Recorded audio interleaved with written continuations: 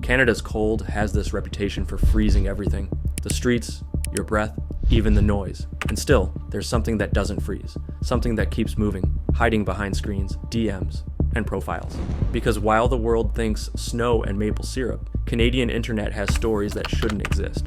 Disappearances, predators, networks operating quietly, and a kind of violence that doesn't scream, but stays with you. When police investigated a property on Mallory Crescent in Toronto, they found the remains of 7 people buried inside massive garden planters. Bones mixed into the soil, skulls tangled up in roots, decomposing limbs literally feeding the flowers the homeowners admired every morning with their coffee. Forensics took weeks to separate and identify everything, because the remains were completely blended into the dirt. Heads, arms, legs, everything churned together like some kind of horror salad.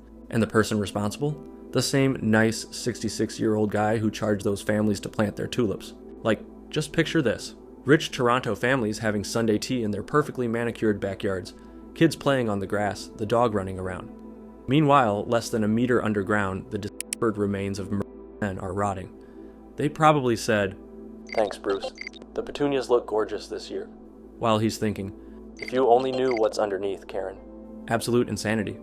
His name was Bruce MacArthur, 66 years old, a landscaping gardener, a quiet little old man who used dating apps and had friends in the neighborhood. On the surface, he was just some friendly retiree who'd spent decades maintaining gardens at the fanciest houses in the city. The kind of person you trust to water your plants while you're on vacation. Nothing suspicious. But this guy was a butcher dressed up as a gardener who, for at least 7 years, was hunting men in Toronto's Gay Village, the biggest gay neighborhood in Canada. And his method was pretty calculated. He used dating apps like Grindr and Silver Daddies, which, if you were wondering, is a platform specifically for older men, to connect with his victims. He'd talk to them, flirt, send photos, earn their trust, and eventually invite them over to his place for hookups. These men thought they were going to have a good time with a nice older guy. And what was waiting for them was death. MacArthur murdered at least 8 men between 2010 and 2017. His victims shared a similar profile. Middle-aged men, many of them immigrants from the Middle East and South Asia. Several were in the closet because of cultural and family pressure, meaning men who, if they vanished, nobody was going to make a huge scene. Men that society had basically decided didn't matter. MacArthur knew exactly who to pick. He was hunting people who were invisible. And what he did after killing them is the part that's truly sick. He'd strangle them, then meticulously dismember them in his apartment. He cut everything: arms, legs, torso, head. He separated each part like he was pruning a rosebush. Same technique, different material. Then he'd stuff the remains into trash bags, go off to work at his rich clients' houses like nothing had happened, and bury the pieces inside those huge garden planters. I mean, the perfect business model, right? They pay you to plant flowers and you get rid of bodies the same day. This guy basically invented a murder startup, just completely twisted. But here's the part that should really piss you off. Look, we've all seen stories about police incompetence. Bad leads, ignored warnings, cases going cold because nobody cared enough to dig. But this is another level. Toronto's gay community had been telling the police for years that something was wrong. Starting in 2010, men were disappearing from the gay village. People organized meetings, pressured authorities, literally begged them to investigate. And Toronto police? They basically told them not to overreact, that those guys probably left on their own, that there was no evidence of a crime. They literally laughed and said there wasn't much they could do. Can you imagine? An entire community screaming that people are vanishing and the cops are just shrugging. In 2012, police finally put together a special unit to investigate 3 disappearances. They questioned Bruce MacArthur, had him sitting right in front of them, asked him questions, looked him in the eyes, and let him walk. They had the killer in their hands and released him like he was some tiny fish not worth keeping. And he kept killing for 5 more years. 5 more years of bodies buried in flower planters, while police did absolutely nothing. It wasn't until 2017 that they finally took it seriously, when Andrew Kinsman vanished and one of his friends wouldn't stop hounding the police until they actually investigated. By then, MacArthur had already killed 8 people. 8 that we know of. In January 2019, he pleaded guilty to 8 counts of first-degree murder. Life in prison, no parole. He was 66. He's going to die in that cell. Thank God. or the universe, or whatever the hell runs this world, that monster will never see daylight again. But police revealed something even more disturbing during the investigation. MacArthur kept trophies from his victims, souvenirs. The freak collected jewelry, watches, IDs, and photos. Hundreds of photos. Images of his victims before he killed them, during and after. Men unconscious or already dead, arranged like mannequins in sick poses. Some of them covered with animal fur. Investigators found organized folders on his computer.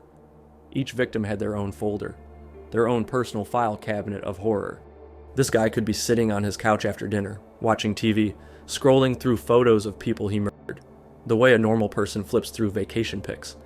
And his neighbors were saying hi to him every day in the hallway, thinking he was some sweet old guy who loved gardening. And you know what the most twisted part is? We'll probably never know how many victims there really were. They found 8, but MacArthur had been working as a gardener for decades. He lived in other cities before Toronto. He worked on countless properties. Authorities admitted there are bones they could never identify, fragments that don't match anyone in the missing persons database. How many gardens in Canada have bodies buried in them right now? Nobody knows. And honestly, that thought is going to ruin gardens for me forever. But if you think burying bodies and planters is the darkest thing Canada's internet has, oh man, something good is coming. Because there's another case in Toronto that's somehow even more disgusting. And I mean way more disgusting. Because while Bruce MacArthur was hunting men on Grindr, one of the biggest child exploitation distribution networks in history was operating in the same city. More than 2,000 active customers paying with credit cards, as if it were a subscription service. Elementary school teachers, pediatricians, Catholic priests, youth sports coaches, police officers, all buying videos of children. I'm talking about 5 and 6-year-olds subjected to things I can't even describe, because YouTube would delete this video in seconds. A catalog organized by age, gender, and content type. Prices per individual video or discounted packages if you bought in bulk. Seasonal offers at Christmas. Loyalty rewards for frequent buyers, like Amazon, but for suffering. And all of it was operating out of Toronto, Canada. The company was called Azov Films, and on the surface, it presented itself as a naturism and youth studio. Sounds almost innocent when you put it like that, right? Beaches exist, naturist families exist. Nothing weird there. Well, it was a front for what authorities described as an industrial child exploitation machine. Children from Eastern Europe were being filmed in situations I'm not going to describe because, obviously, YouTube would take this video down. But use your imagination and multiply it by 10, and then by 10 again.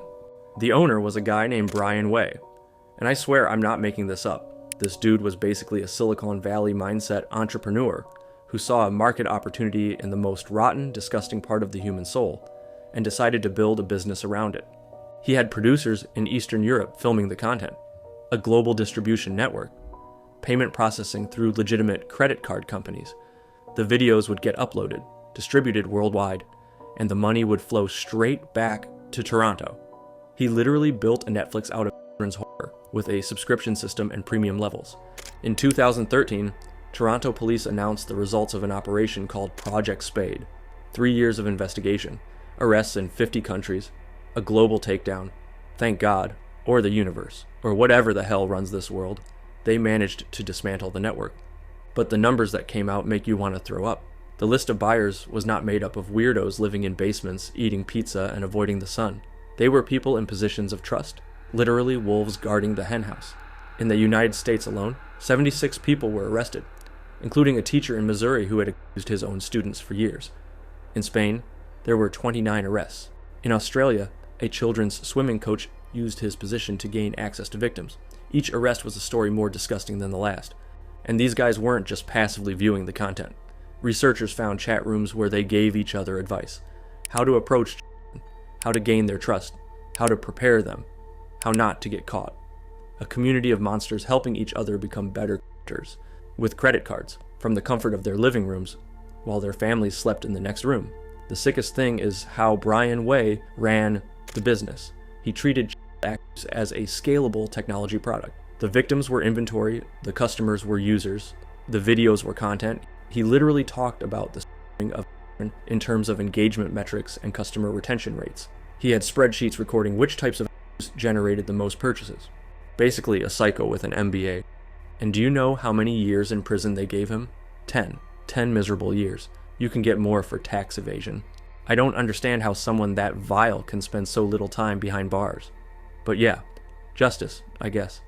With good behavior, this guy might already be out walking around Toronto while his victims carry the trauma for life. Anyway, let's keep going before my head literally explodes just thinking about it. The most disturbing part of this case isn't even Brian Way, it's what it revealed about the demand. 2,000 customers paying only at this company. 2,000 people willing to take out their credit cards and pay for videos of being accused. How many other operations exist right now that are never going to get discovered? Toronto was just one node in something way, way bigger. After the arrests, a lot of them tried to downplay their role. I only bought the videos, I never touched anyone. As if consuming it doesn't hold the entire system up. As if every transaction doesn't push the machine forward. As if hitting buy doesn't create demand for more victims. Responsibility doesn't just vanish because, technically, your hands stayed clean. But if you think the Bruce MacArthur case or the Azov Films Network are the most disturbing things to come out of Canada's internet, you're wrong, because there's still one more case. A case that literally defined what it means to be an internet killer. A guy who didn't just kill someone, he turned murder into content, into entertainment, into a movie where he was the director, the star, and the only audience that mattered. And the sickest part is that the internet tried to warn the world for years. Regular people at their computers realized this guy was dangerous. They compiled evidence. They identified him. They handed everything to the police on a silver platter, and nobody listened. On May 25th, 2012, a janitor found an abandoned suitcase in an alley behind an apartment building in Snowdon, Montreal. The suitcase was locked with a padlock, which felt weird.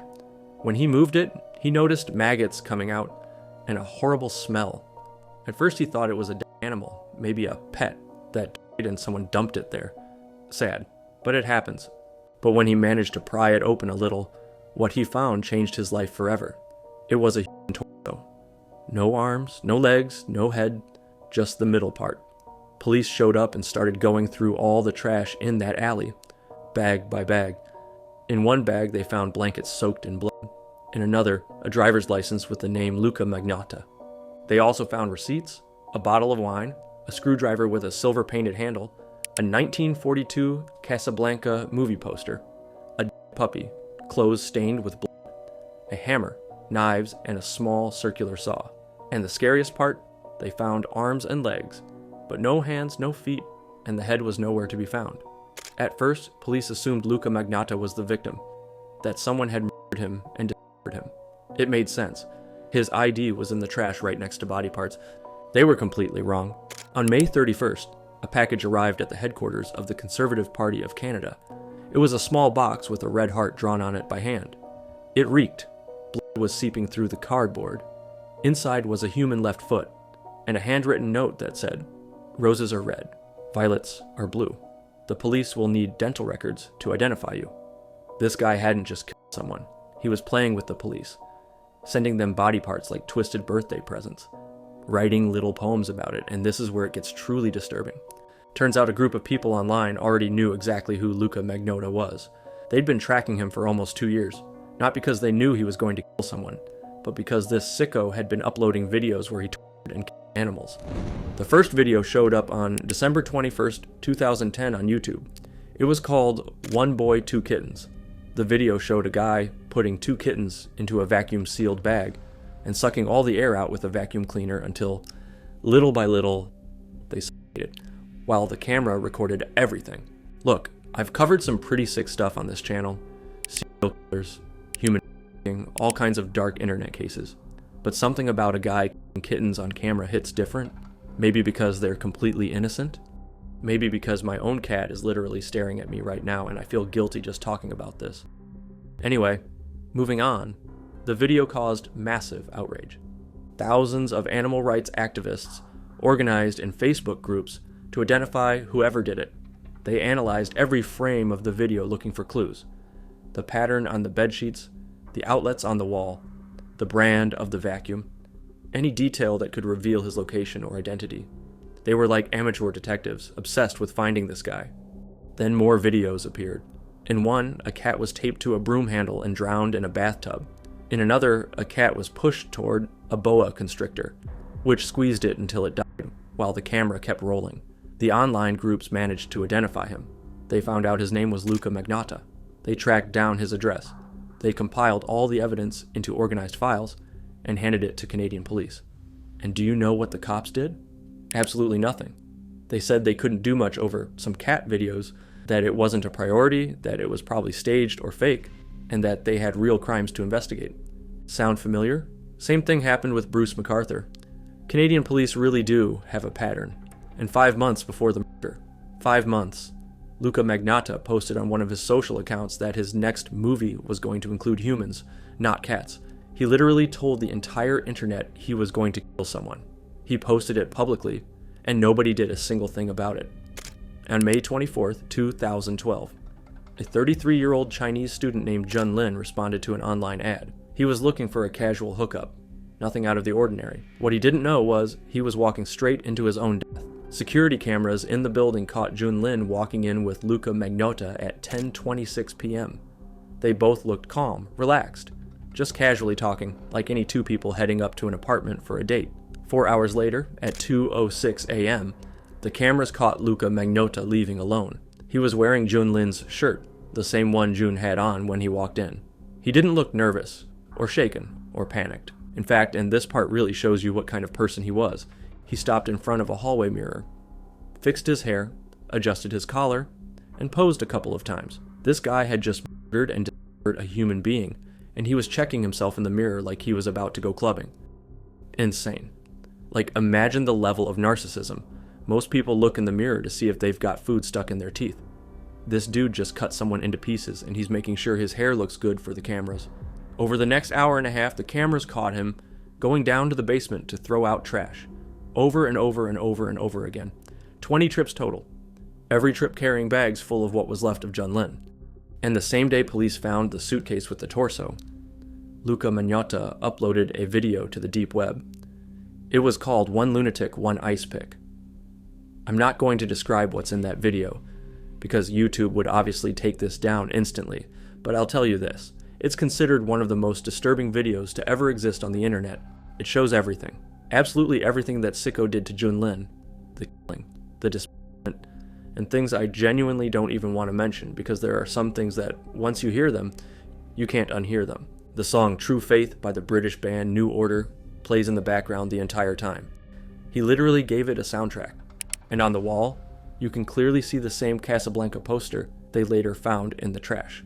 This degenerate didn't just want to kill someone. He wanted the world to see it. He wanted it to be a production. He wanted to be famous. After dumping the trash and mailing the packages with body parts, Luca Magnotta calmly went to the airport and took a flight to France. One he had booked the night before, which means he planned everything down to the millimeter. The murder, the video, the body parts in the mail, the escape, even his post-murder vacation, like he was planning a product launch. Interpol put out an international alert. His face was in newspapers all over the world. And on June 4th, 2012, 10 days after the murder, an employee at an internet cafe in Berlin recognized him. The guy was sitting there, calm at a computer, browsing the internet like nothing. And what was he looking up? News about himself? He was literally Googling his own name to see how famous he'd become, checking if the media was talking about him, reading articles about himself like someone scrolling through reviews. The employee called the police, and 7 officers walked into the cafe. When they arrested him, Luca Magnotta didn't resist, didn't try to run. He just said, "Okay, you got me." Almost like he was relieved, like the game was finally over and he could take a bow. Thankfully, they caught this monster before he could do even more damage. But the story doesn't end there. After his arrest, packages kept showing up at random places in Canada. A right foot showed up at a university. A right hand was delivered to an elementary school in Vancouver. Can you imagine being a teacher and opening a package, only to find a human hand inside? This bastard had scheduled all the deliveries before he even fled the country. He basically set up a postal timeline of horror. And when police finally searched his computer, they found something that tells you exactly what kind of person Luca Magnotta really was. He had more than 100 fake profiles on Facebook and other social networks, accounts he created himself to pretend he had fans, to create the illusion that he was famous and loved. He'd leave comments on his own photos praising his beauty and perfection, entire conversations with himself about how incredible he was. They also discovered he deliberately spread a rumor that he was dating Karla Homolka, a very well-known Canadian serial killer. Then he contacted journalists to deny the rumor that he himself had started, all just to get his name in the news. Any attention was good attention for him. During interrogation, Luca Magnotta claimed that a mysterious client named Manny Lopez had forced him to do all of it, that Manny was constantly harassing him and threatening to hurt his family if he didn't obey, that he was just a victim following orders. The problem? Manny Lopez is a fictional character from the 1992 movie Basic Instinct, the same movie Luca Magnotta had been recreating, scene by scene, in the murder of Junlin. This guy was so disconnected from reality that he blamed his crimes on a character from a Sharon Stone movie. Investigators couldn't believe it. He literally expected them to go looking for someone who doesn't exist. Psychiatrists evaluated him extensively. His father had been diagnosed with paranoid schizophrenia. His mother was obsessed with cleanliness. She would literally take her kids out of the house so they wouldn't make a mess, even when they were little. Luca was brutally bullied as a kid for being effeminate. He never finished high school. He found comfort in old Hollywood movies, especially the glamorous ones from the Golden Age, and he'd been abusing animals since he was a child. His family even found dead animals stored in the fridge when he was a kid. But despite all of that context, judges determined that Luca Magnotta wasn't mentally ill. At least, not legally. He was highly organized, fully aware of what he was doing and what the consequences were. An extreme narcissist who turned murder into content to feed his obsession with fame. Every move was calculated, every detail was planned. On September 29, 2014, he was sentenced to life in prison with no chance of parole. He's going to die in that cell. And here's the most ironic part of all of this. Luca Magnotta finally got exactly what he always wanted. He became famous. Netflix made a documentary about him called Don't Fuck with Cats. Millions of people all over the world know his name, his face, his story. They bring him up on true crime podcasts, analyze him in psychology classes, write about him in books. This degenerate killed an innocent student, dismembered him, mailed his body parts to political parties and schools, filmed everything, and put it online. And now he has a Netflix documentary. He won. What message are we sending to the next psychopath who wants to become famous? The most disturbing thing about the Luca Magnotta case isn't what he did. It's what it reveals about us as a society. The internet gave him a platform. Anonymous communities tracked him for years, but they couldn't stop him. Police ignored every warning. And now we immortalize him with documentaries and videos like this. Meanwhile, Junlin was 33 years old. He was a computer engineer. He came from China to study in Canada looking for a better life, chasing a dream. He had friends who cared so much they started looking for him as soon as he disappeared. He had a family that loved him, and now his name barely gets mentioned, while his killer's name is everywhere. That's what's truly sick about Canada's internet. It's not the killers. It's not the abuse networks. It's not the bodies buried in garden planters. It's the audiences that make monsters famous. Thanks for watching this video and supporting the channel, especially you. Yep, you for making it all the way to the end without getting too stressed out by my random comments. If you liked it, subscribe, drop a like, and leave any comments so I can reply. I'm going to leave you a few videos you'll probably be into, and I'll see you in the next one. By the way, next country I'm doing is Australia. It's going to be disturbing as fuck. Bye.